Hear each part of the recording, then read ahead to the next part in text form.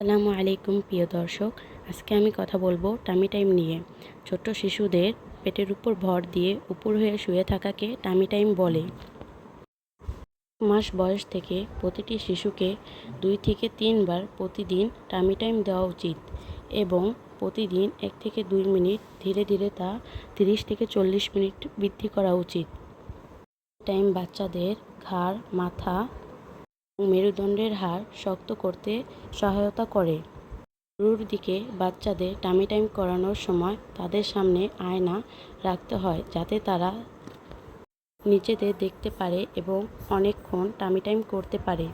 এবং প্রথম দিকে বাচ্চাদের তাদের সাপোর্টের প্রয়োজন আছে, তাই আপনারা একটি বালিশ নিচে দিতে পারেন অথবা নিজেদের বুকের উপরে নিয়ে টামি টাইম করাতে পারেন। টামি টাইম একটি শারীরিক ব্যায়াম যা বাচ্চাদের মেধা বিকাশে সহায়তা করে।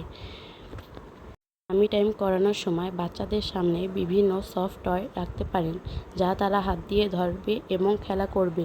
এতে তারা দীর্ঘক্ষণ টামি টাইম করতে পারবে। এবং আপনারা চাইলে বিভিন্ন ধরনের বই দিতে পারেন।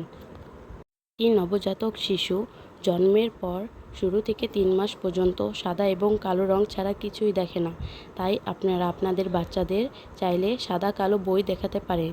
এতে তাদের মেধা বিকাশ হবে এবং ব্রেন ডেভেলপমেন্ট হবে এবং আই কন্টাক্টও ভালো হবে। মাস বয়স থেকে প্রতিদিন 1 থেকে 2 বার 2 থেকে 3 মিনিট করে টামি টাইম করাতে হবে এবং তা ধীরে ধীরে বৃদ্ধি করতে হবে।